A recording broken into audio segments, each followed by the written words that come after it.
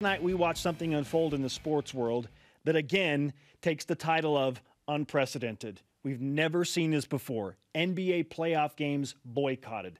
All three playoff games did not happen, starting with the Milwaukee Bucks deciding to not take the floor and purposely forfeit their games so that they could have a voice, so that they could make a peaceful protest for the Black Lives Matter movement. Then you watch the MLS. 5 out of the 6 games that were scheduled yesterday did not happen.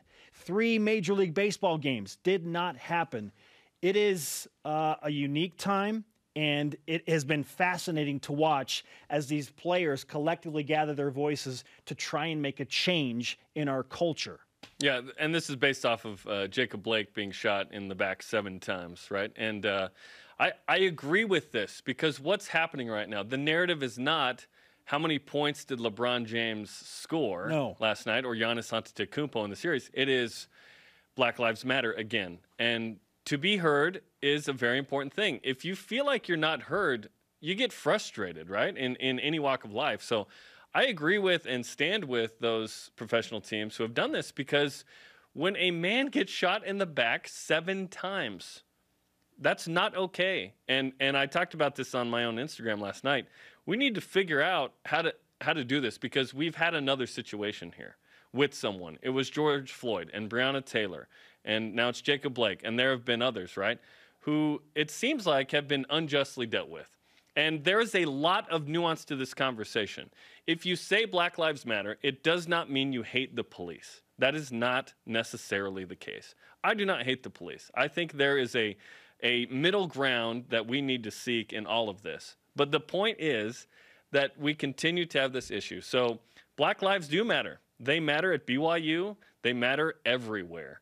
And this is important. And I agree with the protesting yesterday, and that will happen today. And we just found out moments ago the NBA does plan to resume play, that they want to be heard. And change will not happen quickly.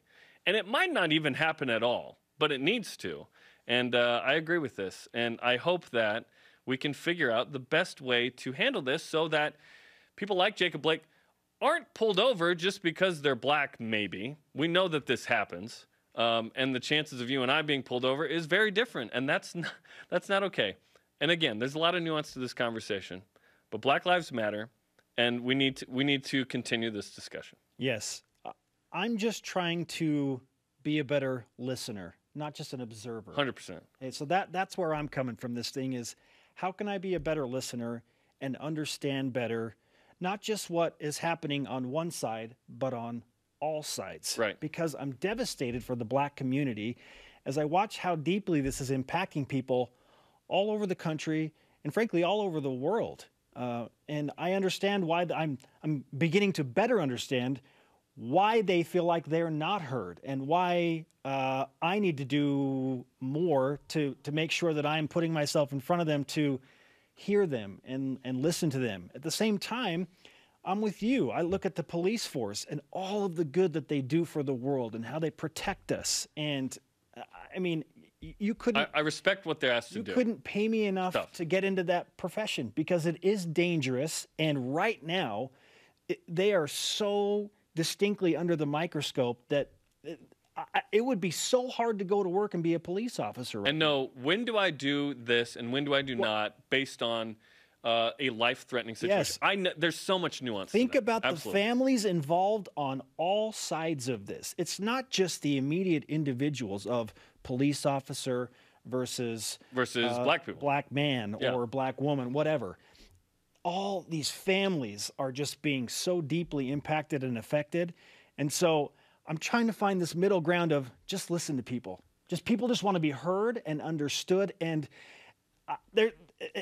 because I'm a man and I'm imperfect, I'm thinking, man, where do I even go with this? Where do I turn? And I typically don't take this to the religious level. But for me, like, I am finding solace in religion and a higher power of what would God do? What would Jesus do? How can I try and exemplify what needs to happen there? Humility, love, understanding, just trying to hear people and not interject your opinion like, well, this is what needs to happen. Right. This is what needs to happen. Like, that's what social media does. Yes. Yeah. And we need the antithesis of social media, and that is listen to people. Try and understand why they're feeling what they're feeling, and then let's get Whether together. you agree or not. Yes. Yeah. Even if you wholeheartedly disagree, just listen. And that's the case with some people who reacted strongly to some of my comments on social last night. I'm going to hear them just like I want to be heard. God changes hearts. Man can change the leaders making the decisions and the laws. Yes. So that's kind of where we're at with this. And obviously we're a sports show that focuses on BYU. Right. But this was such a huge day, significant day in the history of sports. We've never had multiple leagues coordinate like this. We had MLS locally with Real Salt Lake dropping. The WNBA did an excellent job of displaying a protest, right? And obviously the NBA and Major League Baseball. I was proud that my Mariners took a stand, right? And there might be others there. I don't know what impact potentially this could have on college football, but if there are players who feel like they want to be heard, they definitely have the right to do so. So we just want to start the show with those comments. And if you agree with it, great. If you don't, great. We all have the right to kind of express and feel, and this is an outlet for that. Yes. Listen. Yeah. Listen here, whether you agree or not, whatever side of the issue you stand on, like that's kind of where I am is I'm going to literally get on my knees and pray to be a better listener so that I can be a conduit to some type of positive movement to help this situation. Like that's where I think that's good to help your own heart, right? Yeah. And you can't change someone else's, but you can pray for that, and you can also act by. Sure. Obviously, we've talked about voting, but also listening. And I had a former black student who used to work here who reached out to me and connected and said, hey, thanks for saying what you said. And I appreciate that because I want to be empathetic and listen. And I don't know exactly what to do, but I know that is something I can do in this. Yeah, and we collectively here at BYU Sports Nation love our friends in the black community, and especially those that we work closely with in the athletic department. And what's hard is we see how deeply it has impacted them. Yes, and there's still issues there, and Maria Taylor said it on First Take this morning. There's not going to be a lot of immediate change. There just won't. But we hope that this changes something, because what did the civil rights movement do in the 60s? It did change things. It did change things.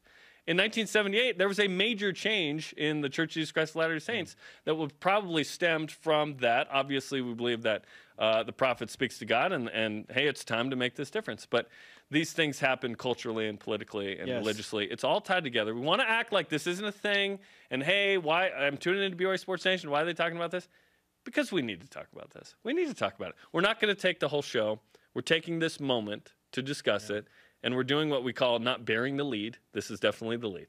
And here we are. But we are going to do a BYU sports show, and we think we have a good one today. Sure. And I feel like I should say again, we love and appreciate law enforcement and what they do for our country and the ideals that I believe the majority of them stand for and how they protect us. Sure. So I'm Dave Chappelle said, hey, a few bad apples still are bad apples. Like, let's not act like it's just a couple bad apples. So it's complicated and it's nuanced, and we'll leave that for another time. Sure.